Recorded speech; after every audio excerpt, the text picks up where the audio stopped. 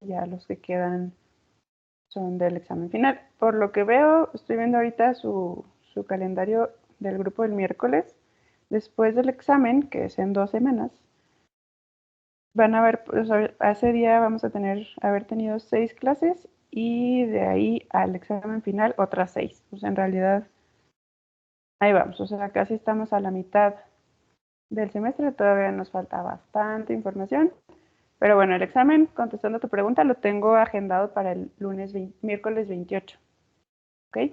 Ok, Y por una pregunta también así rápida, o sea, el examen va a ser, van a ser como casos clínicos basado en lo que aprendimos o van a ser preguntas textuales, también como para tenernos una idea de cómo vamos a estudiar.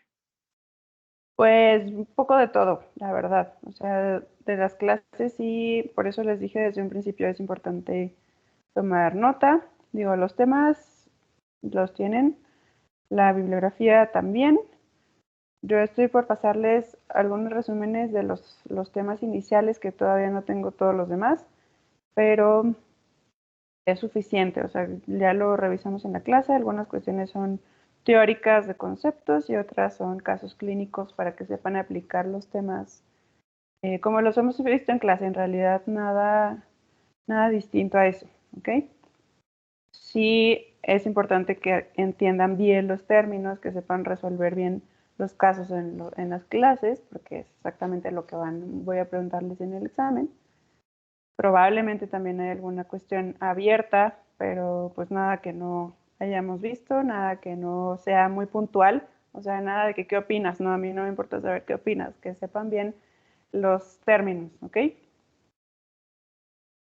Algunas cosas les he dicho, esto es pregunta de examen, otras cosas no, pero bueno, ahí más o menos vamos dándole cierto énfasis a las cosas que son más importantes, ¿ok? Ok, doctora, gracias. Bueno, pues, bueno, vamos a pasar lista rápidamente para seguir con el tema que nos quedamos la clase pasada. Auri Aguilar, Presente, buenas noches. Sacacho, Presente, doctora, buenas noches. Carrizal, Buenas noches, presente, doctora. Brisa Castellón,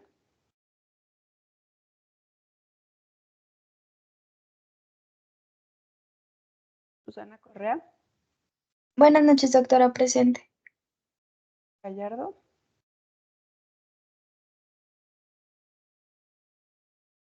Gallardo, Presente, doctora. Nogarate, Marco García, Presente, doctora, buenas noches. Yaneli Cumol, Presente, doctora, buenas noches. Rael Q, Mónica Lasprilla, Presente. Isabel Más, Presente. Paredes,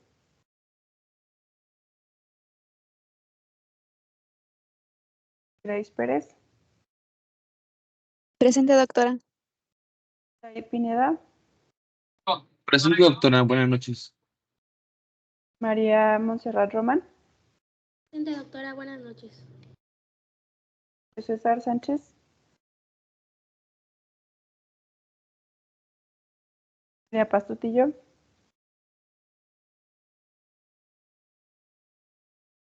Elisa Vázquez. Presente, doctora. Bueno, de los que no contestaron, no sé si no llegaron, por favor les avisan que me escriban si pueden a la hora que se conecten. Maximiliano, ¿qué pasó?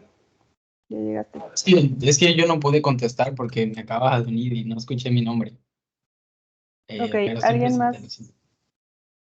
Está bien. ¿Alguien Buenas más? noches, doctora. Yo, Paredes Alexa. Ok, ¿alguien más? Doctora, yo Bueno. Melissa Vázquez, ¿sí me escuchó? Sí, sí te escuché. Bueno, pues entonces vamos a empezar con la clase, bueno, a seguir con el tema que ya estábamos. Les comparto mi pantalla de un momento. ¿Alguna pregunta con respecto a lo que vimos en la última clase? Bueno, ahorita vamos a comenzar justamente otra vez repasando en lo que nos quedamos. Ya sé que hicimos el ejercicio, pero para que nos quede claro, o si hay alguna duda aquí, es el momento de aclararla. Hay 3 estadios de lesión renal aguda, según Cadigo.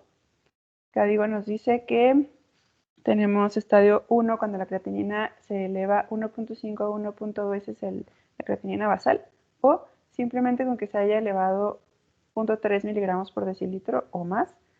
La creatinina, sea el valor basal que sea, ya con eso se considera una lesión renal Cadigo 1. O si el paciente lleva al menos 6 horas orinando menos de 0.5 mililitros por kilo por hora.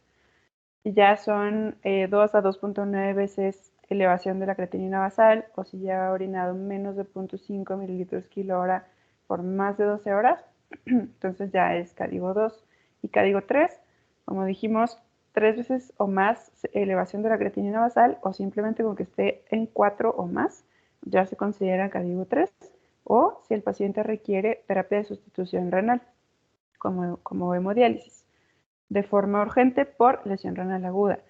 En cuestión de diuresis, si lleva al menos un día orinando menos de 0.5 mililitros por kilo por hora, o 12 horas es suficiente si no ha orinado nada, para considerar, si previamente sí orinaba, para considerar que es una lesión Cadigo 3. Y esto pues sí tiene su importancia. Ahorita vamos a ver ya más a fondo el tema. Este era el ejercicio que hicimos, en realidad pues estaban en orden, ¿no? Pero es importante más bien el ejercicio, ¿no? Como para saber identificar por qué es Cadigo 1, por qué es Cadigo 2, por qué es Cadigo 3. Aquí ya no queda ninguna duda, ¿verdad?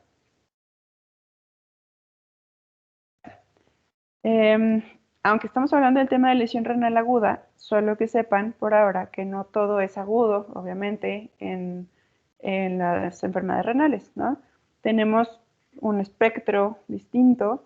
Este NER es no enfermedad renal, pero la lesión renal aguda puede presentarse ya sea por sí sola o en el contexto de otro tipo de enfermedades renales de mayor tiempo de evolución. Entonces, esta es la enfermedad renal crónica, que se las voy a dividir, pero solo para que vean que se pueden traslapar entre ellas, ¿no? Entonces, lesión renal aguda abarca cualquier evento de daño renal con elevación de creatinina o disminución de la diuresis menor a 7 días. Cuando ya pasamos de 7 días ya no se considera lesión renal aguda, se llama enfermedad renal aguda. Esto en realidad se sale del tema de la clase, pero para que sepan que la enfermedad renal aguda va de 7 días a menos de 3 meses. Si el daño renal es identificado en X punto de la vida y 3 meses después ese daño renal persiste, entonces se considera ya enfermedad renal crónica. 3 meses o más ya se considera crónico. O cuando no hay enfermedad renal, ¿no? Cuando no hay daño renal. Un poquito de epidemiología de lesión renal aguda es su incidencia global hasta dentro del 22% de los pacientes hospitalizados puede haber algún grado de lesión renal aguda. Los pacientes en terapia intensiva, por muchísimas razones, hasta 67% pueden hacer cualquier grado de lesión renal aguda. Y cuando tienen choque séptico, que casi siempre son pacientes en terapia intensiva, hasta 50% de ellos desarrollan lesión renal aguda. El simple hecho de hacer lesión renal aguda en choque séptico eleva la mortalidad hasta el 70%. Entonces, en realidad sí, no da igual que un paciente tenga choque séptico a que tenga choque séptico con lesión renal aguda. Esto ya significa, no solo por el daño renal, sino porque la gravedad del paciente en general también es mucho peor, ¿no? Factores de riesgo para lesión renal aguda. Esta es solo una imagen de muchas que pueden encontrar o que vamos a ver más adelante. Entre ellas, pues la depresión de volumen, es decir, que pierdan volumen intravascular los pacientes. La edad puede ser por cuestiones de volumen o por cuestiones relacionadas directamente con pérdida de nefronas, con eventos previos de lesión renal aguda en la vida que no se hayan dado cuenta, con uso crónico de medicamentos que pueden ser nefrotóxicos, etc. La hipoalbuminemia, también las mujeres tenemos un poco más de riesgo de desarrollar lesión renal aguda. Los pacientes con enfermedad renal crónica, también por diversos factores, tienen mayor riesgo. Pacientes con cualquier tipo de malignidad por la propia enfermedad y por el tratamiento que reciben. Pacientes con hepatopatía crónica, que pues es bastante común que veamos eventos de lesión renal en pacientes con cirrosis, por ejemplo. Eso es todo el tema de toda una clase aparte. Pacientes con diabetes, obviamente, porque son muy propensos a desarrollar daño renal desde muy inicios de su enfermedad. Y pacientes con cirugía cardíaca o distintos tipos de cardiopatías. También las infecciones por sí mismas o por el daño que pueden causar tipo choque séptico o algunos medicamentos asociados con tratamiento de infecciones. Y aunque nos cueste, también el hecho de tener bajos recursos también se asocia con mayor riesgo de desarrollar lesión renal aguda. En esta tabla lo que quiero que vean es distintos tipos de población que desarrolla lesión renal aguda. No tanto esto de adulto pediátrico, la incidencia pues digamos que va siendo mayor conforme avanzan aquí las poblaciones en la tabla y también sobre todo el porcentaje de estos pacientes que llegan a requerir terapia de reemplazo renal o la mortalidad asociada, ¿no? Entonces, pacientes hospitalizados pero que no se encuentran en terapia intensiva, suele ser menos de 1 por cada 5 pacientes, pero bueno, eso no quita que sea bastante frecuente. Menos del 10% de estos pacientes llegan a requerir hemodiálisis, por decirlo como más directamente. Y mortalidad, pues, no es despreciable tampoco. Entre 10 y 20% puede incrementar la mortalidad, tal vez no durante la hospitalización, pero sí acelera la mortalidad. Los pacientes críticamente enfermos o que se encuentran en terapia intensiva, pues hasta 1 a 3 de cada 2 a 3 pacientes pueden desarrollar lesión renal aguda. Aquí ya con mayor frecuencia llegan a requerir terapia de reemplazo renal. Esto que sepan que no es de por vida, ¿no? O sea, no, en estos casos muchas veces afortunadamente se logra retirar la terapia de reemplazo con cierta rapidez, ¿no? Pero de 5 a 11% de los pacientes en terapia intensiva requieren terapia de reemplazo renal y pues bueno, la mortalidad en realidad no es que la tengamos muy clara o quizá no siempre se asocia directamente con la enfermedad renal, con la lesión renal. Pacientes que se someten a cirugía cardíaca también es bastante frecuente, 1 de cada 5 o hasta el 50%. Pocos requieren terapia de reemplazo renal, pero también suele ocurrir. La mortalidad también llega a ser importante, pero obviamente, como decíamos, los pacientes con sepsis son los más graves, ¿no? Con sepsis y lesión renal aguda, 1 de cada 20 a 1 de cada 2, o sea, puede llegar a ser otra vez hasta 50%. Ellos hasta 15% pueden llegar a requerir hemodiálisis y la mortalidad, pues decíamos, ¿no? Hasta 60 o hasta 70% con lesión renal aguda. Entonces, sí es importante el grado de daño renal, la rapidez con que se establece, identificar la causa para saber tratarla lo antes posible. Ahora, esta imagen me gusta, es como la clásica de uno de los artículos de lesión renal aguda también más clásicos y nos habla de todas las posibilidades de las posibles causas de lesión renal aguda, que como pueden ver son bastantes y también como pueden ver hay unas que tienen mucha mayor relación y aunque no lo creamos, los medicamentos tienen una gran culpa en este espectro, ¿no? Pero también mucho relacionado con el corazón, fallas cardíacas descompensadas, cirugías cardíacas, choque de cualquier tipo, cardiogénico, séptico, hipovolémico, ¿no? Choque también tiene un gran papel en el desarrollo de lesión renal aguda, la sepsis, como decíamos, otras condiciones que quizá participan menos, pero también son importantes y hay que siempre descartarlas en nuestro abordaje, sobre todo según la clínica del paciente, ¿no? De la presentación. Pero microangiopatía trombótica, que en otra clase vamos a ver qué es esto, ciertas toxinas, ya sea por medicamentos, por infecciones, por otras sustancias, glomerulonefritis, también tema de otra clase completa, de hecho 2 clases, la enfermedad renal crónica, que pues decíamos, no por sí misma va a dar lesión renal aguda, pero los pacientes tienen unos riñones mucho más sensibles, más dañados, con mucha cicatrización, aunque sea microscópica, que son mucho más propensos a desarrollar lesión renal por cualquier cosa, ¿no? Cualquier cosa que a nosotros puede no hacernos daño, a un paciente con enfermedad renal crónica, aunque sea leve, le puede hacer más propenso a hacer lesión renal aguda. Cáncer, varios tipos de obstrucción de las vías urinarias, preeclampsia, entre otros, ¿no? Vamos a ver algunos. Adelante, etiología. Entonces, nuevamente, tenemos 3 tipos de causas de lesión renal aguda. Esto es clásico, esto sí hay que sabérselo súper bien y saberlo identificar, porque es muy importante también para el tratamiento. Entonces, tenemos lesión renal aguda prerrenal, renal y postrenal. Tal cual, como su nombre lo dice, es antes de que el daño llegue al riñón. Esto es daño propiamente renal y esto es daño no necesariamente relacionado con el riñón, sino después del riñón que daña al riñón.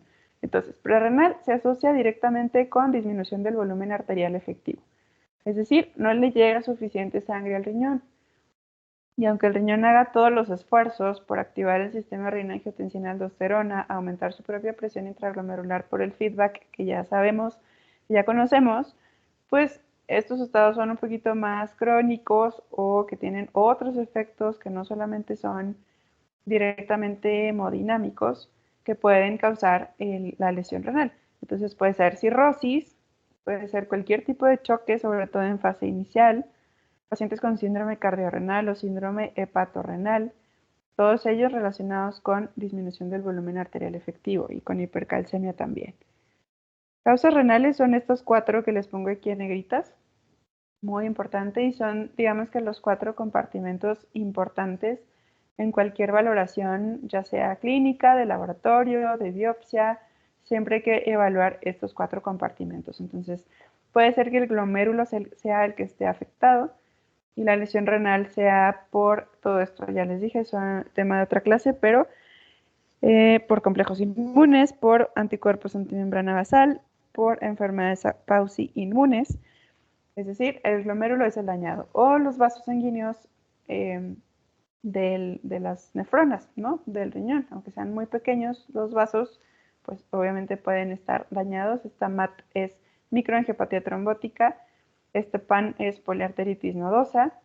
Puede haber trombosis, no necesariamente microangiopática. Todo lo que afecte a los vasos sanguíneos puede afectar esa afectación directa del riñón. Puede ser daño tubular propiamente, y ustedes se pueden ir imaginando lo que ya hemos visto anteriormente del dibujito, del glomérulo, los túbulos, el túbulo en cualquier punto de su recorrido puede estar dañado. Esta NTA es necrosis tubular aguda, que creo que ya lo decíamos antes, pero es cuando por disminución también, por ejemplo, por eso les pongo acá que en fase inicial, ¿no? Porque cuando ya es una disminución de la circulación como más prolongada, pues no solamente sufre la hemodinámica renal, sino que ya también se necrosan los túbulos, no le llega la sangre y pues sufre necrosis, ¿no? Esta necrosis puede ser pasajera, pero pues mientras dura el daño renal es evidente y puede llegar a ser bastante importante. Hay pacientes que se quedan en diálisis definitivamente simplemente por un evento importante de necrosis tubular aguda. También las nefropatías por cristales. Los cristales dañan directamente los túbulos, los tapan y causan lesión renal intrínseca. Esto también se llega a llamar intrínseco. Y el daño intersticial, que es pues justamente lo que no es nada de esto, ¿no? Lo que está por fuera de todos estos espacios es que es el intersticio, y se puede dañar en el 70% por medicamentos, sobre todo, ¿no? Por sustancias tóxicas, pero los medicamentos mucho en relación con daño tipo alérgico. Y postrenal es en relación con obstrucción. Tienen que relacionar renal con obstrucción en todos los casos, porque a eso se refiere, ¿no? Entonces, pero la obstrucción tiene que ser bilateral, por eso se lo subrayo.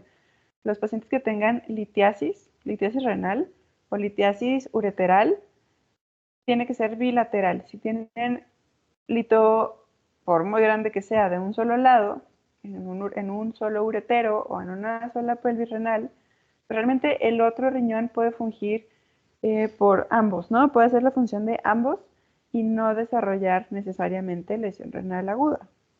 Entonces recuerden esto porque puede llegar a, o sea, bueno, todo esto llega a ser pregunta de examen y la palabra bilateral es muy importante porque no solo es litiasis, sino que obstruya ambos ureteros.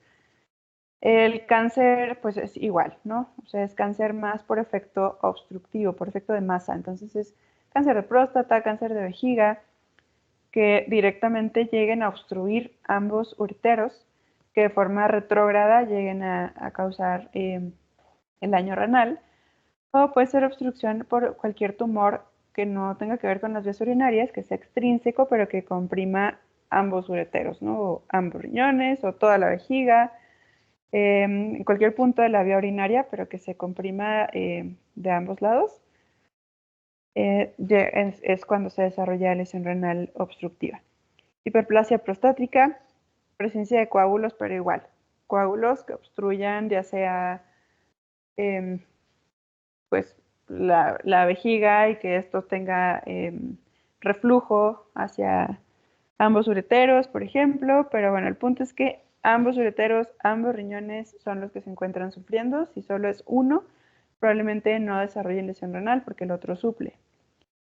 Manifestaciones clínicas de lesión renal aguda en realidad puede llegar a ser difícil identificar a un paciente con lesión renal aguda porque los riñones, salvo que tengan litiasis o un tumor que comprima muy importantemente alguno de los riñones, pues no, los riñones no suelen doler, ¿no? En muchas de las condiciones no hay dolor.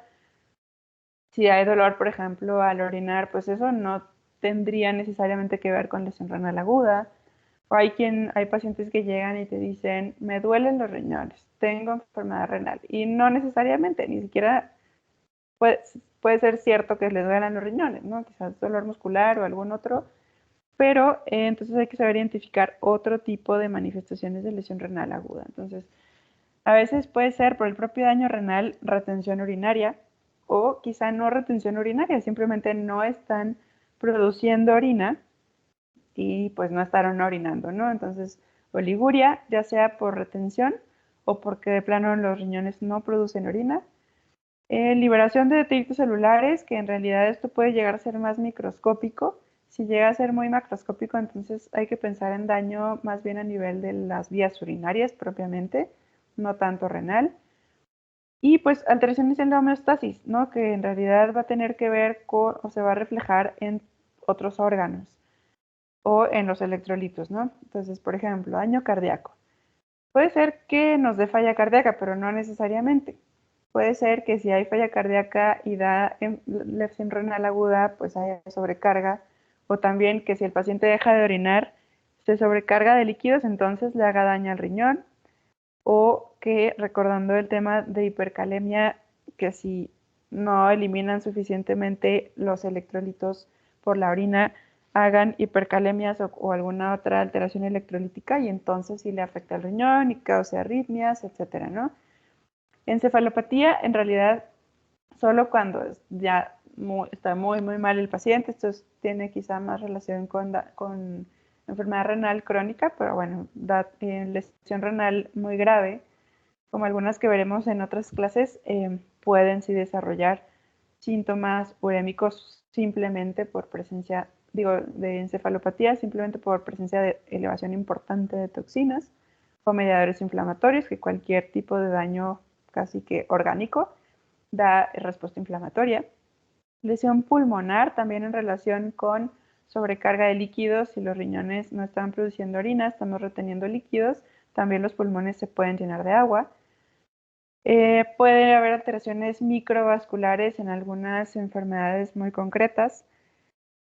En cuanto al daño hepático, esto generalmente tiene que ver con ambos, como que cuando falla el hígado, también por algunos mecanismos que después veremos, van a fallar los riñones, también por la sobrecarga. Llegamos a ver, tenemos ahorita un paciente que justamente tiene enfermedad renal, perdón, insuficiencia cardíaca, que está en hemodiálisis y hace mucha sobrecarga hídrica, porque pues no orina y toma mucha agua, se sobrecarga cada rato, llega a la hemodiálisis con muchísimo peso extra, o sea, mucha agua encima, y está el su grado de falla cardíaca que por vía retrógrada llega al hígado y congestiona el hígado. Entonces tiene daño hepático, daño cardíaco por el daño renal que tiene originalmente, ¿no? Entonces también pueden desarrollar cierto grado de disfunción hepática. Alteraciones al sistema inmune y a la médula ósea, aunque quizá tenga más que ver con ciertas enfermedades muy concretas, más bien quizá inmunológicas o hematológicas, que afecten directamente a ambos. Alteraciones intestinales también un poco en relación con congestión, con isquemia, también llega a ser cierto grado de daño inflamatorio que afecta a la microbiota intestinal, etcétera, ¿no? Distintos mecanismos. Aquí les pongo, aunque perdónenme que se los dejé en inglés, es directamente de, tal cual, del libro de donde lo obtuve, que tiene la referencia ahí abajo, es el Pocket de Nefrología, porque me parece muy concreto las sugerencias que nos dan, ¿no? Empezando por historia clínica y exploración física, que esto no lo dejamos de lado jamás. Podemos encontrar, por ejemplo, hipotensión. Puede ser, ¿no? O sea, puede ser absoluta, relativa, o puede ser que el paciente ya viva así, por eso es importante un buen interrogatorio. De preferencia conocer al paciente, si no lo conocíamos, pues al menos darnos una idea de cómo estaba antes y cómo se encuentra actualmente en la presión. Si se encuentra bajita la presión, no necesariamente es porque tiene lesión renal aguda, sino que tiene lesión renal aguda muy probablemente porque está con presión baja. Ciertos medicamentos, es muy importante interrogar al paciente si ha tomado AINES, y obviamente no le vamos a decir al paciente que si ha tomado AINES, le vamos a decir que si ha tomado naproxeno, ketorolaco, diclofenaco, ibuprofeno, etcétera, ¿no? Para que ellos sepan identificar, o hasta las marcas, ¿no? Los nombres que ellos sepan identificar, porque esto, recuerden que este es nuestro peor enemigo. Digo, es muy útil en muchas condiciones, pero es bastante nefrotóxico. Si utiliza diuréticos, porque claramente no son inocuos y también pueden dar daño renal. Si usan IECA o ARA2, porque también se relacionan en algunos pacientes con un poco de deterioro de la función renal, que no necesariamente es malo, pero hay que saber si los están tomando. Si toman inhibidores, ¿cómo se llama?, de la bomba de protones, como omeprazol, pantoprazol. Si usan antibióticos, porque hay algunos nefrotóxicos, hierbas de las que ustedes quieran, se puedan imaginar o ni siquiera nos imaginamos. Uso de drogas ilícitas también. Depresión de volumen, ya sea por diarrea, por baja ingesta, por hemorragias, por lo que quieran. Infección o sepsis, si recibieron contraste intravenoso también, porque el contraste puede llegar a ser nefrotóxico. Y recibieron, o más bien si se sometieron a algún tipo de cateterismo arterial sobre todo, o alguna cirugía, porque se asocia con émbolos de colesterol que llegan a tapar directamente los riñones. Marcadores de estatus de volumen. Esto pues creo que... no lo hemos visto tanto, lo vamos a ver cuando veamos más cardiorrenal, pero bueno, la presión arterial, la turgencia de la piel, cómo se encuentran las mucosas, si están bien hidratadas o no, si hay ingurgitación regular, si hay edema, si tienen estertores, ¿no? Esto sería como datos de sobrecarga de volumen. Esto pues para darnos una idea de si están deshidratados o no. Cambios en cuánta orina están produciendo los pacientes, ¿no? Sobre todo si tienen oliguria o incluso si tienen poliuria, porque poliuria puede ser que estén deshidratándose los pacientes, ¿no? O si han visto ellos hematuria macroscópica, y si no, pues ya, la microscópica nos corresponde ir a buscarla por laboratorio, por microscopio. Si tienen rash, dolor articular, esto nos orienta a que tenga algo quizá más reumatológico, como algún tipo de vasculitis o lupus, o también endocarditis, también puede dar este tipo de manifestaciones. Esta es nefritis intersticial aguda, que es, decíamos, del tipo de daño intersticial, que se asocia más con alergias, entre comillas, decirle como reacción alérgica a ciertas sustancias. Síntomas respiratorios que puede estar relacionado con, por ejemplo, síndrome pulmón-riñón, que eso lo vamos a ver en otra clase, como por ejemplo la enfermedad por anticuerpos anticitoplasma neutrófilo, que son los ANCAs, antimembrana basal, lupus, crioglobulinemia. Todo esto son alteraciones directamente glomerulares y que tienen que ver también con cierto tipo de daño pulmonar. Ahora, la clínica va a tener que ver también con la gravedad de la lesión renal.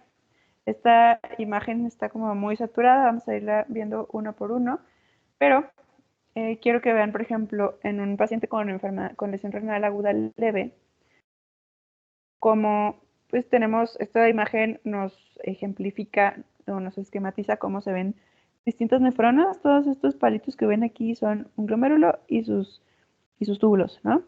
Entonces, son distintas nefronas que se unen, se van, pues sí, unificando para formar, como ven acá, el conducto colector que va a llegar a las cálices renales, pelvis renal, etcétera, ¿no? Produciendo ya la orina finalmente. Entonces, esto es unas nefronas sanas, ¿no? Este color rojito son nefronas sanas. Esta imagen de acá son los túbulos, o sea, estas imágenes de acá, pues como por un corte axial, las podemos ver así. Y pues digamos que solamente, pues nada, o sea, no tenemos en realidad tanto daño más que quizá estas celulitas que tenemos aquí un poquito más de color más clarito, que son las que quizás están sufriendo un poco en este momento con la lesión renal, pero que en la fase de recuperación no pasa nada, ¿no? Se recuperan solitas, no hay cicatrización, como pueden ver, las nefronas se recuperan por completo y ya, ¿no? En realidad, esto se ha visto que se relaciona con un poquito más de incremento de riesgo cardiovascular, pero en realidad la estructura, la función, el filtrado glomerular, todo se puede recuperar rápidamente y por completo. Sin embargo, conforme avanzamos en la gravedad, una lesión renal moderada, ya sea por duración o porque subió mucho la creatinina, significó que hubo más daño. Como pueden ver aquí en color gris, pues son nefronas que ya sufrieron daño, ¿no? Que ya están perdiéndose. Y lo podemos ver aquí, ¿no? En este corte de los túbulos, pues hay unos túbulos que quizá no sufren, pero hay otros que se pierden por completo, ¿no? Justamente son células tubulares renales necróticas, literalmente se pierden las celulitas, dejan de funcionar como para lo que deberían de existir, que es la reabsorción, la secreción, el control de la concentración de la orina, todo lo que ya hemos visto. Y pues como pueden ver, o sea, la necrosis son células inflamatorias alrededor, ¿no? Y que a la hora de recuperarse, porque siempre hay una fase de recuperación, pero la recuperación llega a ser diferente, ¿no? Entonces estas imágenes como en forma de hoja son los fibroblastos, entonces ya empieza a haber un poco de cicatrización, de fibrosis. Los túbulos ya no vuelven a sus células normales, las células ya más bien son como inactivas al menos, y pues ya hay menos, si se pueden dar cuenta, ya son menos células las que están funcionando, y acá lo podemos ver mucho más claro, cómo se llegan a regenerar no todas las nefronas que teníamos antes, ¿no? Entonces esto sí nos da como resultado que la recuperación del filtrado glomerular es parcial. O sea, a lo mejor estos pacientes ya se quedan con creatininas un poquito más altas que antes de su evento de lesión renal. Algunas nefronas se pierden, algunas se regeneran y pues hay mayor riesgo de enfermedad renal también crónica, de enfermedad cardiovascular, incluso también de cáncer renal. Y pues obviamente en lesión renal más grave pues se pierden la mayoría, ¿no? Por eso decía que no es lo mismo un paciente con enfermedad renal, con lesión renal CADIGO 3 y hasta cuánto se elevó su creatinina, que CADIGO 2 o CADIGO 1, ¿no? Se pierden muchísimas más células, más túbulos sufren, hay más células inflamatorias, más inactivación de las células que todavía quedan por ahí. La recuperación es mucho peor, ¿no? Se recuperan muchas menos nefronas, los túbulos quedan mucho más dañados, más cicatrización, pocas nefronas persistentes y pues ya se imaginarán que todos los efectos pues son mucho mayores en relación con un estado moderado o leve. Entonces, bueno, ya hablamos de que la clínica pues es muy vaga, ¿no? Y también depende mucho de la causa. Pero quizá han escuchado que hay un código infarto, que hay un código, ¿qué? Código cerebro, o ¿cómo se llama? Brain code, o no me acuerdo cómo se llama, stroke, o no sé, no me acuerdo cómo se llama, pero no hay un código aquí, ¿no? O sea, no hay un código así urgente para decir, corran todos a salvarle el riñón a este paciente, ¿no? Y no hay una manera rápida y fácil de identificar la gravedad de un paciente de forma rápida. Entonces tenemos muchas formas de identificarlo. Todas ellas son complementarias, ninguna es mejor que otra, bueno, algunas sí. Y pues ya vimos solamente la clínica, ¿no? Vamos a pasar a todo lo demás, biomarcadores, fórmulas, examen de orina, seguimiento urinario, imagen, incluso la biopsia renal, que esto no lo vamos a ver aquí, lo vamos a ver en la siguiente clase. Pero todo esto nos ayuda, ¿no? A ver por dónde va el problema. Entonces, primero biomarcadores. La verdad es que son los que más fácilmente, los que más tenemos a la mano para identificar el daño renal del paciente. La creatinina y la cistatina C. La creatinina es lo que está seguro disponible en todos los laboratorios del mundo. La cistatina C no tanto, esa es una desventaja. Pero bueno, la creatinina, puntos a favor, es que es un útil marcador de filtración glomerular. O sea, si medimos creatinina con cierta certeza podemos saber qué tanto está filtrando el glomérulo o los glomérulos del paciente. La creatinina proviene del metabolismo muscular. Entonces, tiene mucho que ver con pues, la destrucción, el metabolismo de las proteínas propias del músculo, etc. Su eliminación es 100% renal y por eso es que nos ayuda a medirla. Digo que medirla nos diga más o menos cómo está funcionando la filtración glomerular. Y también nos ayuda que entre más aumenta la creatinina, la lesión renal es más grave. Ahora, no es sensible ni permite la identificación precoz de lesión renal aguda. Es decir, se tiene que elevar hasta, más bien se eleva cuando la tasa de filtrado glomerular ya bajó hasta 50%. O sea que en realidad puede el paciente ya estar sufriendo algún tipo de daño renal, lesión renal aguda, y la creatinina en realidad todavía no se eleva lo suficiente como para decirnos qué tan grave está.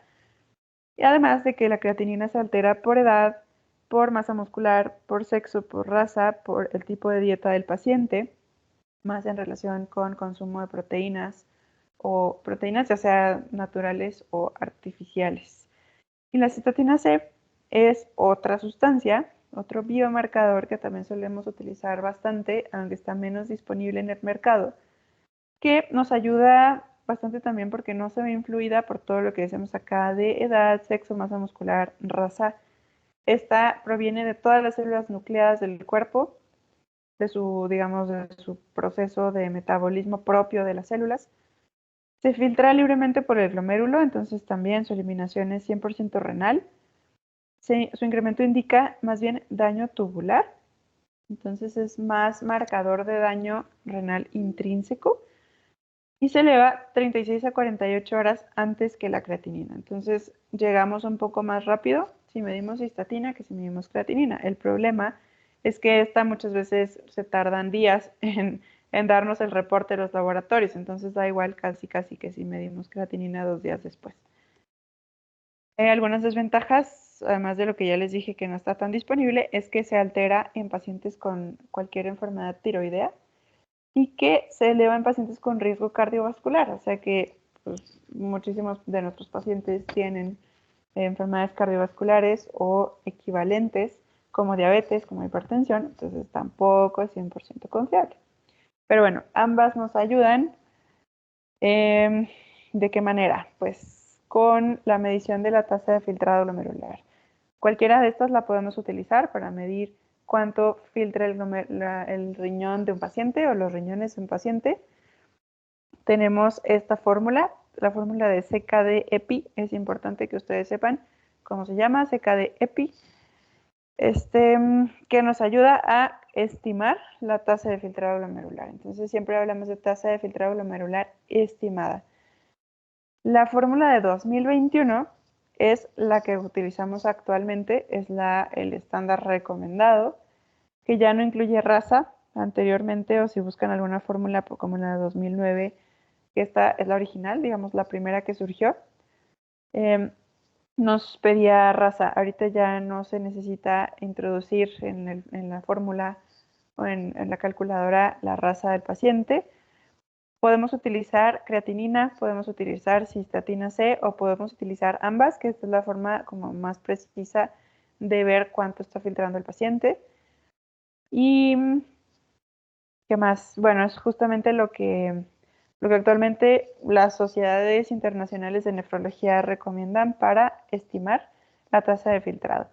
Aunque sí nos hacen esta aclaración de que de preferencia la creatinina no esté fluctuando tanto con la cistatina, ¿no? O sea, que la función renal esté un poquito estable.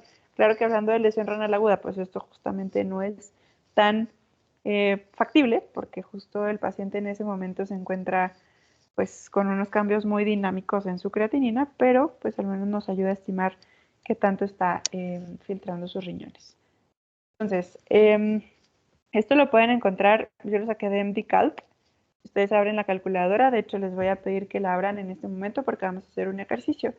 Y me interesa mucho que ustedes lo hagan porque necesitan hacerlo, ¿no? O sea, necesitan ustedes ver de qué manera se realiza, qué información les pide la calculadora. Para el examen no les voy a pedir que saquen su calculadora, ¿no? Pero sí que sepan utilizarla, qué variables les piden. La verdad es que son poquititas variables, entonces saquen por favor ahorita sí su celular, su calculadora. Puede ser MDCalc o puede ser, ¿cuáles otros hay? Bueno, ahorita no me acuerdo, pero con que pongan CKD-EPI 2021 podemos avanzar. Entonces, en lo que van sacando su calculadora, les voy a presentar un caso clínico de un paciente masculino de 37 años que tiene obesidad, que previamente se conocía sano, bueno, además de la obesidad no tenía ninguna otra enfermedad conocida por él. Su creatinina basal era de 0.9 miligramos por decilitro, pero le dio COVID, hizo neumonía, estuvo grave, hizo choque séptico y su creatinina basal de 0.9 subió a 2.8. Esto ya nos da una lesión renal código 3. Su cistatina C está en 1.9. Y entonces lo que quiero que me digan es cuánto les aparece o cuánto les da de filtrado glomerular cuando únicamente introducen el dato de creatinina y cuando además de creatinina les pueden introducir la cistatina C. ¿Ya están por ahí?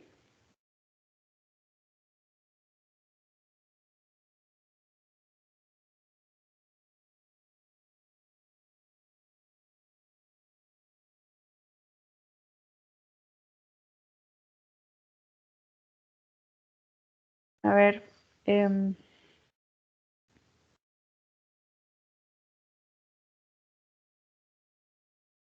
¿Auri? Sí, pues no sé si lo hice bien, pero me dio 60, ay, estadio 2. Bueno, no sé, es que le puse en la calculadora le puse la creatinina basal y la creatinina C, pero No, está lo que mal. hay que introducir, sí, lo que hay que introducir en la Ok. calculadora es la creatinina y la cistatina actuales. Actualmente tiene 2.8 y cistatina de 1.9. Es lo que tienes que introducir en la calculadora. Ah, ya, ok.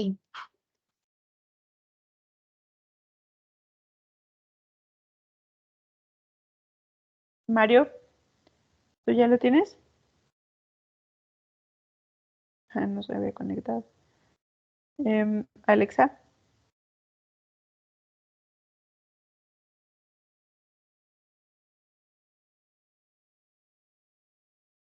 Doctora, Dime. yo ya lo tengo, pero no sé si es el resultado. A ver, dime.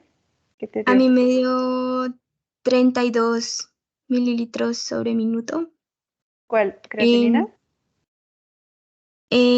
Pues puse los dos resultados y me salió dos casillitas. La primera dice 32 mililitros sobre minuto sobre 1.73 metros cúbicos. Y el segundo cuadrito dice 3B, Ok. Sí. la creatinina. Entonces, quizás esto es lo que pudieron haber visto, no sé. Pero como pueden observar, bueno, ya les di aquí la respuesta. En realidad lo importante no es saber tanto el resultado, sino saber hacer el ejercicio, ¿no? Entonces, para calcular la tasa de filtrado glomerular por cistatina y creatinina, necesitan pues tal cual identificar qué ecuación quieren utilizar. En realidad siempre busquen la de 2021, ya no las previas. 2021 seca de EPI y yo tengo los dos datos, voy a usar los dos datos. Me piden sexo, pues aquí le ponen hombre de 37 años con 2.8 y 1.9 de cistatina de creatinina y 1.9 de cistatina. Y pues tal cual, ¿no? La tasa de filtrado glomerular se reporta en mililitros por minuto por 1.73 metros cuadrados de superficie corporal. Entonces, como pueden ver, el filtrado siempre es mililitros por minuto, pero esta fórmula de seca de EPI lo, digamos que estandariza en 1.73 metros cuadrados, entonces pues ya depende de qué tanta superficie corporal tenga el paciente, ¿no? Pero lo que nos importa es tal cual la cifra, pues estas son las unidades. Y como pueden ver, cuando calculamos solamente con creatinina, pues es exactamente lo mismo, ¿no? Le dicen a la calculadora que quieren esta fórmula, no todas las demás. Un hombre de 37 años con creatinina de 2.8 y ya, sin cistatina, la tasa de filtrado nos da en 29, ¿no? Y lo que me decías, Susana, ¿verdad? Del 3B, en realidad es algo que vamos a ver más adelante porque es para calcular más bien el estadio de enfermedad renal crónica. O sea, si un paciente se mantiene con esta tasa de filtrado glomerular por más de 3 meses, entonces sí hay distintos estadios de enfermedad renal crónica. Pero ahorita lo que nos importa es saber hacer el ejercicio, saber responder o saber casi que preguntarle al paciente o abordar estos datos, ¿no? A ver, ¿qué sexo tiene el paciente? ¿Qué edad tiene? Porque a mayor edad es menor la tasa de filtrado que nos va a reportar. Y pues tal cual, que creatinina en miligramos de cilitro, que cistatina en miligramos por litro. Entonces aquí es importante porque luego la calculadora también tiene opción de cambiarle las unidades, ¿no? Les pone aquí creo que milimol y eso es lo que puede prestarse a confusión. Entonces son, al menos para nuestro país, son miligramos por decilitro. Entonces esto solamente era para hacer el ejercicio de saber calcular tasa de filtrado glomerular. Continuando con ya no biomarcadores, sino índices urinarios, esto es otra herramienta que nos ayuda a calcular, o más bien como a identificar por dónde viene el daño renal. Entonces, el daño renal puede ser, ya saben, prerrenal, renal o posrenal. Estos dos índices urinarios los habíamos comentado brevemente cuando vimos el tema de sodio, sobre todo en relación con el estado de volemia del paciente. Pero el FeNA, que es la fracción de excreción de sodio, y FeUrea, que es la fracción de excreción de urea, nos ayudan a ver, pues como su nombre lo dice, ¿no? ¿Qué porcentaje del sodio está siendo excretado por el riñón? Entonces, la fórmula es igual, nada más que cambia, pues obviamente el sodio o el nitrógeno de urea. Para calcular el FeNA, esto no necesito que se lo aprendan, solo para que se identifiquen. Por ejemplo, nos piden multiplicar sodio urinario por creatinina sérica o plasmática y dividirlo entre creatinina urinaria por sodio sérico. Y esto multiplicarlo por 100. Y la fracción de excreción de urea es exactamente lo mismo, pero es el nitrógeno de urea en orina por la creatinina sérica y el nitrógeno de urea en sangre por la creatinina urinaria. Y esto multiplicarlo por 100. Entonces, decíamos, nos va a ayudar a diferenciar entre lesión renal, prerrenal e intrínseca. ¿Y esto cómo es? Sino el resultado de esta fórmula nos da menor a 1%, como lo multiplicamos por 100, pues nos da porcentaje, ¿no? Si nos da menos de 1, nos sugiere que es una causa prerrenal. Si el resultado es entre 1 y 2, pudiera ser entre prerrenal o intrarrenal o intrínseco. Y más de 2% generalmente nos habla de intrarrenal. Aunque si es mayor a 4% o 10%, pues entonces ya pensamos en algo obstructivo. Y la fracción de excreción de urea, pues igual, solo que la cifra es 35. Por debajo de 35% sugiere más bien que sea algo prerrenal y por arriba de 35% nos sugiere que sea más bien intrarrenal. Quizá recuerden que habíamos comentado que usamos la fracción de excreción de urea sobre todo en aquellos pacientes que toman diuréticos, porque los diuréticos por sí mismos van a eliminar sodio por la orina. Entonces no sería fidedigno este cálculo de sodio urinario si de por sí va a estar elevado por uso de diuréticos. Entonces, ¿y cuál es la explicación de que esto nos diga que es prerrenal o que sea intrarrenal? Recuerden que prerrenal nos habla de, sobre todo, de pérdida de volumen, ¿no? O de disminución del volumen arterial efectivo. ¿Y qué es lo que pasa cuando disminuye el volumen arterial o que el riñón sensa que está bajito el volumen arterial? Activa el sistema renina-angiotensina-aldosterona. La aldosterona incrementa la reabsorción de sodio y entonces es menos el sodio que vamos a encontrar en orina y por tanto el FENA o el cálculo va a ser menor al 1%, ¿no? Va a ser bajito porque estamos eliminando poco sodio en condiciones prerrenales o poca urea en condiciones prerrenales. Esa es la explicación. Sin embargo, recuerden que tampoco estas fórmulas son 100% confiables. Las utilizamos bastante en abordajes de pacientes con lesión renal, pero siempre en contexto clínico, con otro tipo, pues con el interrogatorio, por supuesto, con el abordaje completo según la sospecha diagnóstica que tengamos. Ahora, en cuanto a también índices urinarios, quizá hayan escuchado alguna vez la relación BUN-creatinina. Debe haber cierta relación entre el BUN. El BUN es el nitrógeno de urea en sangre y tiene directamente que ver con la función renal también. Ya decíamos que la urea pues, es un producto del metabolismo de las proteínas que también va a liberar el riñón y que entre más esté incrementada en sangre es porque tampoco lo está eliminando. Entonces hay relación entre la eliminación de la urea del metabolismo y de la eliminación de creatinina. La relación normal suele ser más o menos de 10 a 1, 10 miligramos de BUN por 1 miligramo de creatinina o hasta 20. De 10 a 20 a 1 la relación está bien, pero hay veces en que encontramos más elevado el BUN en relación con la creatinina. De eso nos habla esta parte, este renglón, ¿no? A veces encontramos la relación BUN-creatinina incrementada, es decir, el BUN mayor a 20 y la creatinina en 1 o proporcional, ¿no? Esto sugiere una causa prerrenal porque la hipovolemia causa mayor reabsorción de sodio y agua en el túbulo proximal y la urea pasa libremente. Entonces vamos a tener un incremento, pasa libremente también se reabsorbe, ¿no? Junto con ellos. Entonces al reabsorberse más urea, tenemos más BUN, ¿no? Esa es la relación, la razón por la que tenemos más BUN en relación con la creatinina. Sin embargo, hay veces en que es al revés, ¿no? Va a estar más bajito el BUN y más alta la creatinina en proporción entre ambos, y eso nos suele sugerir causas más bien intrínsecas, no tanto hipovolémicas, sino intrínsecas de daño propiamente renal, que el problema no es tanto de reabsorción de sodio, de que reabsorban más urea los túbulos, sino que también la creatinina está elevada por alguna alteración intrínseca.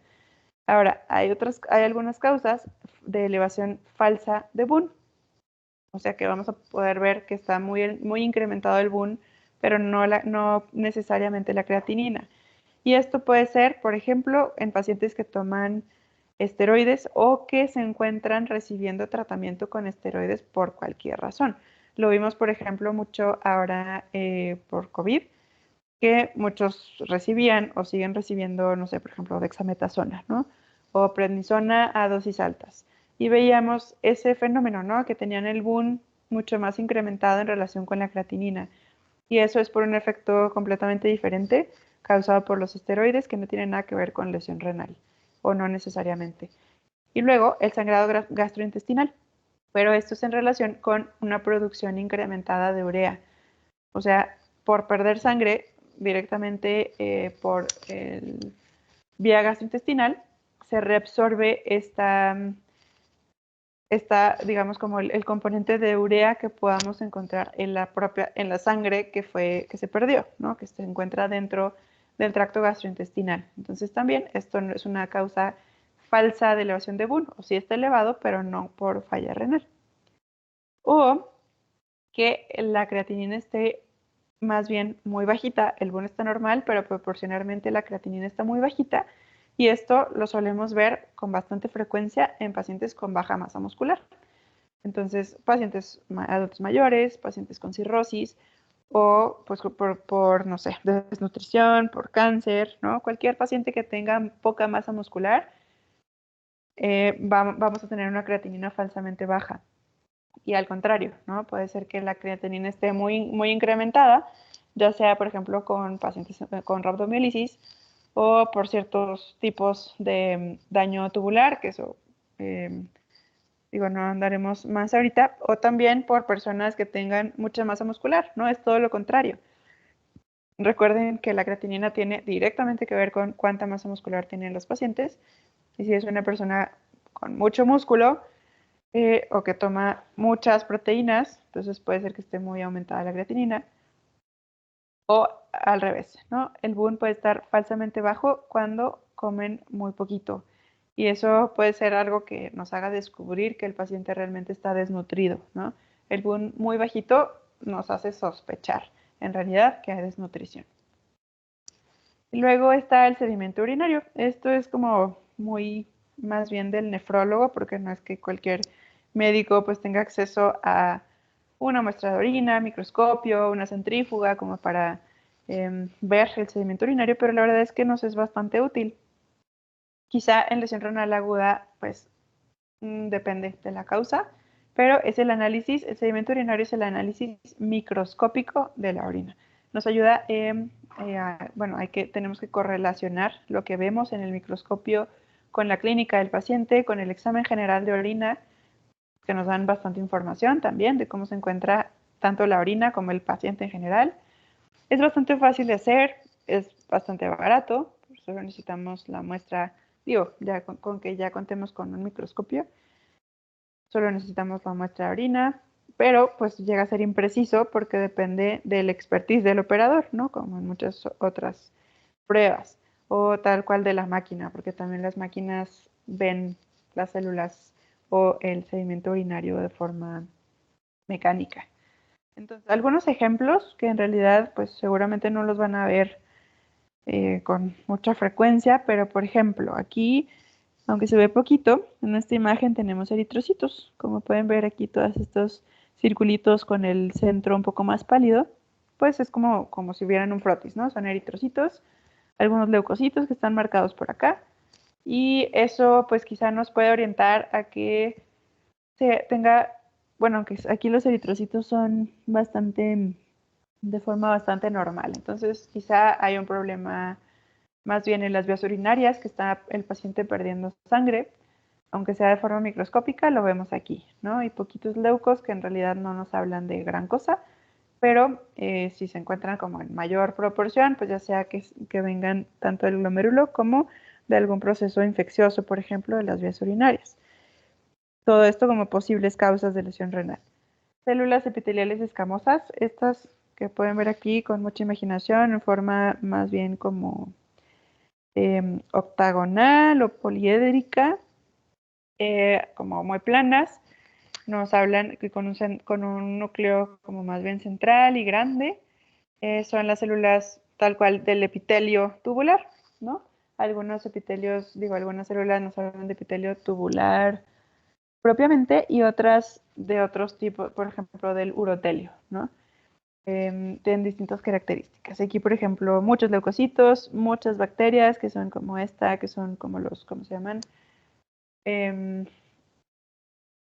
Bacilos, ¿no? Si tenemos muchos leucocitos, muchos bacilos, pues el paciente está con una infección urinaria, ¿no? Tal vez solo cistitis o tal vez ya tiene pielonefritis, pero el punto es que vemos que tiene alguna infección, pues ya bastante puesta, ¿no? Y luego en esta imagen tenemos cilindros y tal cual, o sea, vemos reflejado en la orina cómo hay daño tubular, ¿no? El cilindro, imagínense tal cual cómo pasó esto a través de los tubulitos de las nefronas, de los riñones, ¿no?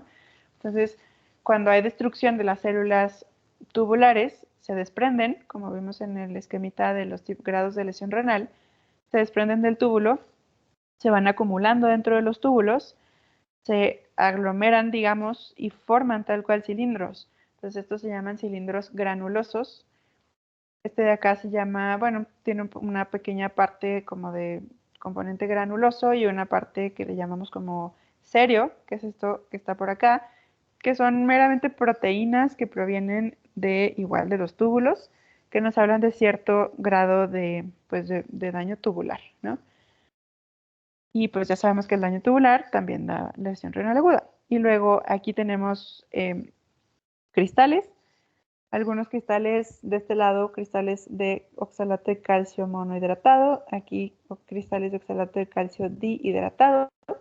Y no importa tanto que sepan esto, sino que nos demos una idea de que también la presencia de cristales puede darnos lesión renal aguda. O también cristales formados por medicamentos, ¿no? Tal cual hay medicamentos que se precipitan químicamente dentro de los riñones, dentro de los glomérulos, o más bien de los túbulos.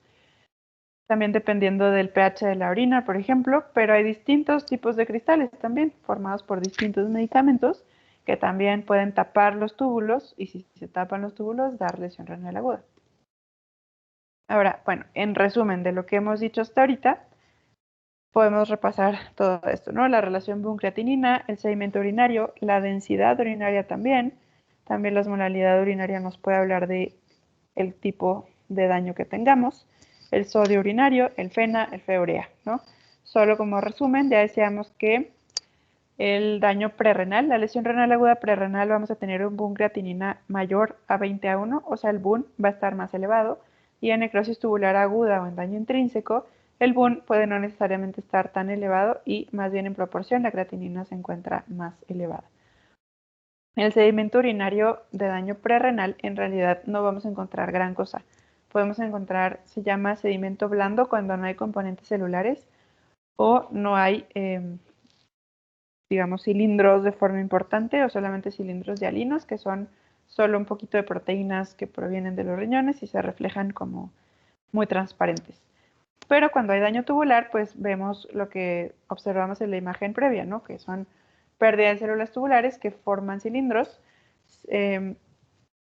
Algunos de ellos los llegamos a llamar muddy brown o como, digamos, como demasiado negros o cafés, ¿no? Los cilindros, que nos hablan de un grado de necrosis mayor o cilindros granulosos, ¿no? Esto de células epiteliales tubulares renales, pues es que también por daño tubular se desprenden de su propio epitelio y se observan en la orina.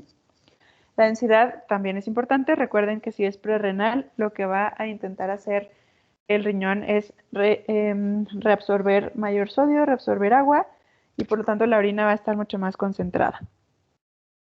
Entonces nos habla la densidad pues de mayor concentración urinaria, ¿no? Entonces una densidad urinaria mayor a 1.020 pues es concentrada. Alrededor de 1.01 es más bien no concentrada, es más bien le llamamos isostenúrica, isostenuria, cuando la densidad es más bien baja. Y decimos que está diluida la orina. ¿Y por qué puede estar diluida la orina? Pues porque los túbulos son los que se encargan de concentrar la orina. Y si no funcionan, pues no la van a concentrar como debe ser. Osmolaridad urinaria, pues también. Mayor osmolaridad por mayor concentración. Esto tiene que ver una cosa con la otra. Esto es orina diluida. Sodio en orina, igual. Tenemos menos sodio, FeNA y FeUrea bajitos porque lo está reabsorbiendo el riñón en estadios prerrenales. Y vamos a tener más pérdida de sodio cuando realmente lo que no funciona es propiamente el riñón.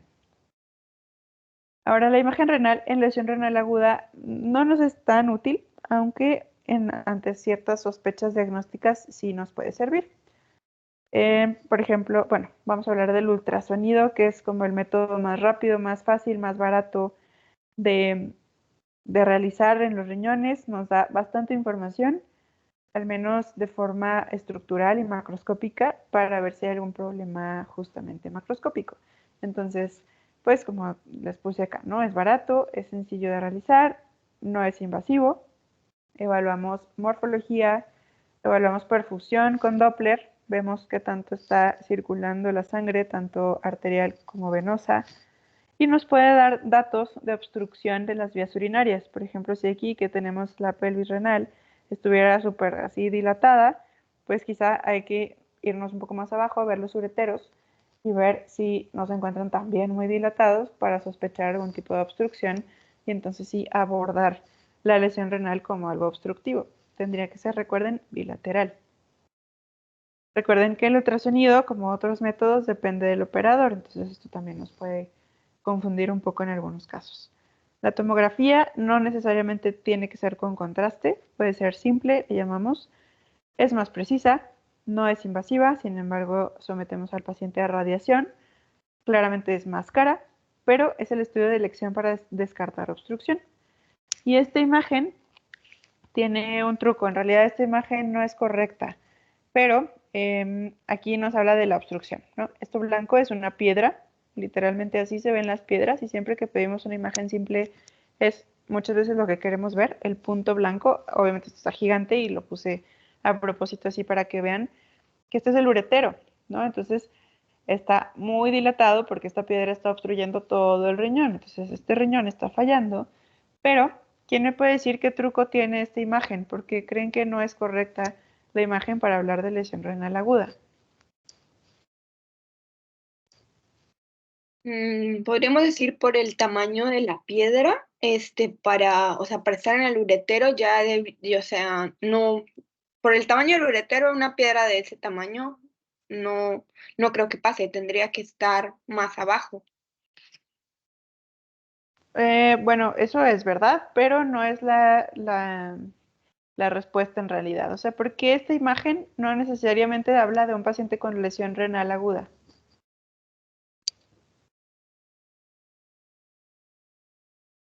¿Cómo debería de ser la obstrucción?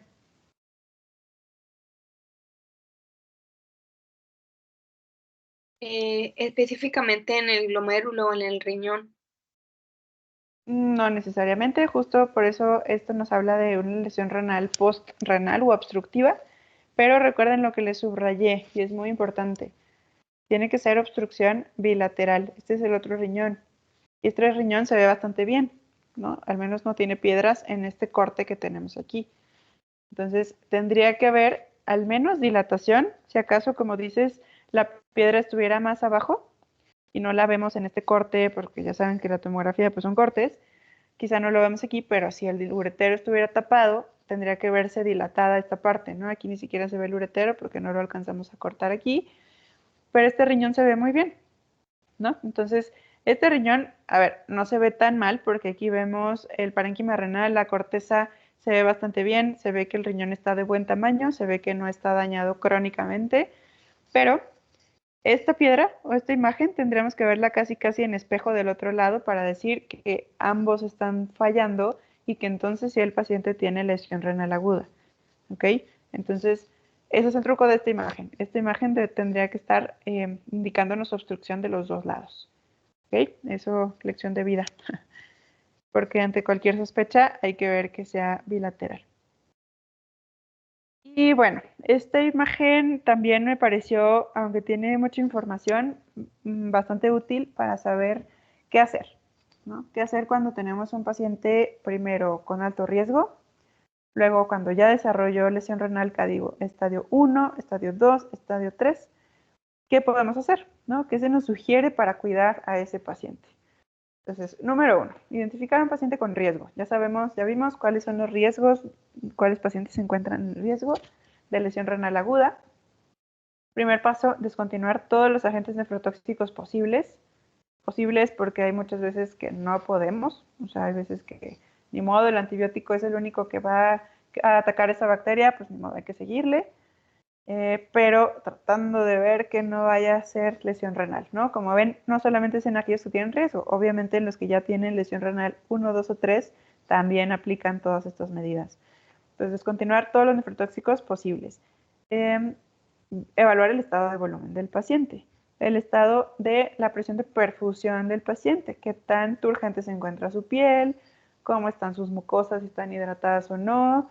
Podemos hacerle un Vexus, evaluar por ultrasonido la volemia del paciente para ver qué tan en riesgo se encuentra, ¿no? En cuanto a estado de hidratación o de volumen intravascular. Y luego considerar monitoreo hemodinámico del paciente, quizá meramente funcional, quizá en su casa, quizá decirle, estate tomando la presión constantemente porque estás en riesgo, ¿no? O lo que sea. Monitorear creatinina sérica, monitorear volumen urinario, qué tanto está orinando el paciente, cómo está su creatinina. Evitar hiperglucemias, obviamente, no solamente porque los pacientes con diabetes desarrollen más fácilmente lesión renal y enfermedad renal crónica, sino porque recuerden que la hiperglucemia puede favorecer la diuresis osmótica. La glucosa en sangre pues, se va a reflejar en glucosa en orina y la glucosa en orina atrae muchísima agua, entonces el paciente se puede deshidratar también. Considerar, por ejemplo, cuando van a hacer procedimientos con contraste yodado, pues hay pacientes que desde que tienen alto riesgo deberíamos de ver, ¿será más el beneficio que el riesgo que este paciente tiene para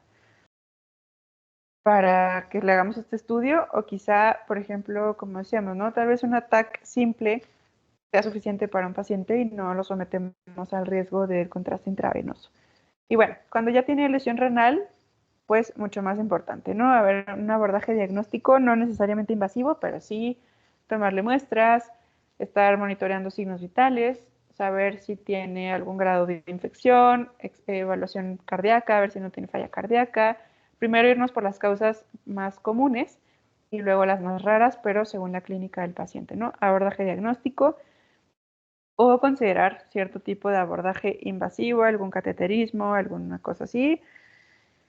Cuando ya es un estadio más avanzado de lesión renal aguda, pues también las dosis de los medicamentos. Esto lo tengo para ustedes en una clase completamente aparte sobre cómo manejar medicamentos en pacientes con cierto grado o distintos tipos de enfermedad renal, porque conforme va disminuyendo la tasa de filtrado glomerular o lo que es lo mismo, incrementando la creatinina, hay que considerar que no todos los medicamentos pueden continuar o que algunos medicamentos debemos bajar la dosis porque empiezan a ser tóxicos, ¿no?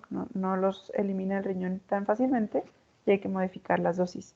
Considerar quizás, ya desde este estadio, terapia de reemplazo renal, sobre todo en estadio 3. Considerar admisión a terapia intensiva, si, no creo que sea por esta razón el ingreso a la terapia, pero sí la gravedad del paciente. Y en estadio 3, una sugerencia que nos dan es evitar catéteres subclavios dentro de lo posible. Y esto en realidad es porque los catéteres subclavios dan muchísimo daño endotelial, digamos como daño a la pared vascular dentro del vaso sanguíneo, dentro de la subclavia, digamos que la fibrosan mucho. Y esto hace que, acuérdense que la lesión renal estadio 3, estos pacientes tienen más probabilidad de llegar a enfermedad renal crónica, de progresar a enfermedad renal crónica terminal, de necesitar diálisis, y cuando necesitamos, sobre todo si el paciente se opta por que empecemos hemodiálisis, requieren un acceso vascular central, y haber tenido catéteres subclavios nos afecta bastante la vasculatura del paciente. Entonces, es más como pensando a futuro, que este grado de lesión renal nos favorece más el desarrollo de enfermedad renal crónica y que lleguen a necesitar hemodiálisis y no tengamos dónde ponerle un catéter porque esté estenosado sus vasos sanguíneos. Y luego, esta es una prueba bastante interesante. La usamos con bastante frecuencia nosotros y pues me parece bueno que ustedes también la conozcan. Se llama prueba de estrés con furosemida. Ya sabemos que la furosemida es un diurético de asa, es decir, trabaja sobre el asa de Henle. Recuerden que el asa de Henle es parte de los túbulos. Si los túbulos están dañados, pues nos puede afectar la función de la furosemida, porque ahí actúa. Entonces, justamente nos ayuda también a ver qué tan grave está el daño tubular del paciente. Pues la prueba de estrés es literalmente darle cierta dosis de furosemida al paciente, que al menos lo que en este artículo nos sugieren es, bueno, nos sugieren porque es un estudio sistemático y un metaanálisis, ¿no? No es porque alguien se lo inventó. Nos sugieren darle 1 miligramo por kilo intravenoso en bolo al paciente de furosemida, esperar 2 horas a que haga su efecto. Entonces, en las siguientes 2 horas, el paciente debió haber orinado 200 mililitros o más para decir que la prueba fue favorable, ¿no? Como les pongo abajo, la lesión tubular pues va a hacer que haya pérdida de transportadores tubulares y que si no hay transportadores tubulares pues tampoco va a tener sitio donde actuar la furosemida, entonces no va a haber respuesta a diuréticos, van a orinar menos de 200 mililitros y la prueba nos sugiere bastante pues que hay daño tubular, ¿no? Entonces, y si hay daño tubular pues nos habla, digo, si no orina el paciente en realidad pues sí, el paciente está un poco más grave y ahí sí hay que considerar quizás hemodiálisis para extraer exceso de líquidos si es que ya acumuló demasiado. Entonces, prueba de estrés con furosemida, 1 miligramo por kilo intravenoso en bolo y la respuesta favorable, la respuesta esperada con función tubular conservada sería que orine al menos 200 mililitros en 2 horas.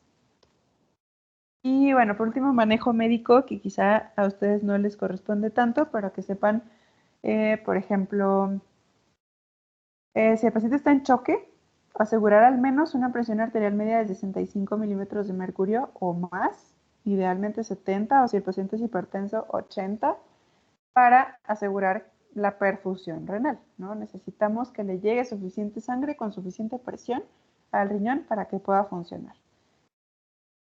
Uso temprano de vasopresores. Esto, como les digo, es más contexto hospitalario, más avanzado, pero es importante, ¿no? Que no nos esperemos a iniciarle norepinefrina, por ejemplo, vasopresina al paciente si está muy chocado, si está muy hipotenso, porque necesitamos asegurar esta presión, al menos esta presión, que incluso me parece poco baja, al riñón para que esté bien perfundido. Obviamente se tiene que individualizar esta parte del manejo hemodinámico del paciente. Líquidos intravenosos, como les digo, les pongo acá, se prefieren estrategias conservadoras versus liberales, que es esto, que no le demos tanto líquido al paciente, porque anteriormente nos sugerían que le demos así litros y litros y litros al paciente para reanimarlo, porque está hipotenso, porque está chocado. Ok, hay ciertos pacientes que están muy hipovolémicos, por ejemplo, que se pueden beneficiar, pero la mayoría de los pacientes no requieren tanta agua, ¿no? Entonces hay que tener mucha precaución porque si nos pasamos de agua va a ser peor. No va a orinar el paciente, se va a sobrecargar, va a tener falla cardíaca, se va a llenar de agua sus pulmones, vamos a tener que darle hemodiálisis, entonces se prefiere una estrategia conservadora. Y soluciones balanceadas o al menos, bueno, lo más fisiológico que tenemos a la mano es la solución Hartmann, mejor que la solución salina o cualquier otro tipo de solución intravenosa. Evitar nefrotóxicos, por supuesto, en cualquier momento de la lesión renal tenemos que estar constantemente pensando qué medicamentos tiene el paciente, qué medicamentos tuvo, qué medicamentos pensamos darle para evitar dentro de lo posible los que le puedan seguir haciendo daño, estar viendo las dosis que le estamos dando al paciente y obviamente cualquier otro tóxico como contraste intravenoso, pues hay que ver el riesgo-beneficio. Complicaciones, ustedes ya saben todo esto, ya sabrían corregir hipercalemia, acidosis metabólica, sobrecarga de volumen y bueno, ya el síndrome urémico pues es más de este lado, ¿no? De la terapia de reemplazo renal, que es más del nefrólogo, pero pues también saber corregir complicaciones es muy importante, ¿no? Si tiene hipercalemia, pues ¿qué vamos a hacer? Estabilizar la membrana miocárdica, darle salbutamol, darle insulina para hacer shift intracelular de potasio, darle diuréticos para que orine, tiene acidosis, darle bicarbonato para que disminuya el potasio y mejore su pH, etcétera, etcétera, ¿no? Eso ya todos lo saben porque ya lo hemos visto. Entonces, bueno, pues con esto terminamos. La lesión renal aguda es un síndrome que engloba muchas causas, como pudieron ver, Pero lo importante es esto, ¿no? Que se deteriora de forma abrupta la función renal. Las causas son prerrenales intrínsecas y o postrenales, y cada una se apoya en diversos métodos de apoyo diagnóstico. Los antecedentes médicos, la creatinina sérica previa y actual del paciente, la diuresis horaria es pues bastante útil tener a la mano esa medición, sobre todo pues obvio si es horaria, solo con pacientes que tengan sonda urinaria se va a poder realizar. Valorar constantemente el estado de volumen del paciente, medir los índices urinarios, que también hay calculadoras en internet que nos ayudan a hacerlo, también nos puede dar idea de cuál es la causa de la lesión renal.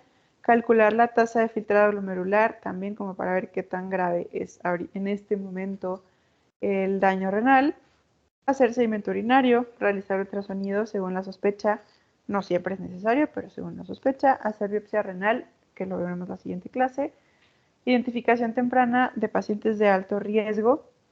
El diagnóstico etiológico y manejo oportunos pueden impactar en su desenlace renal y algunos en su desenlace vital, ¿no?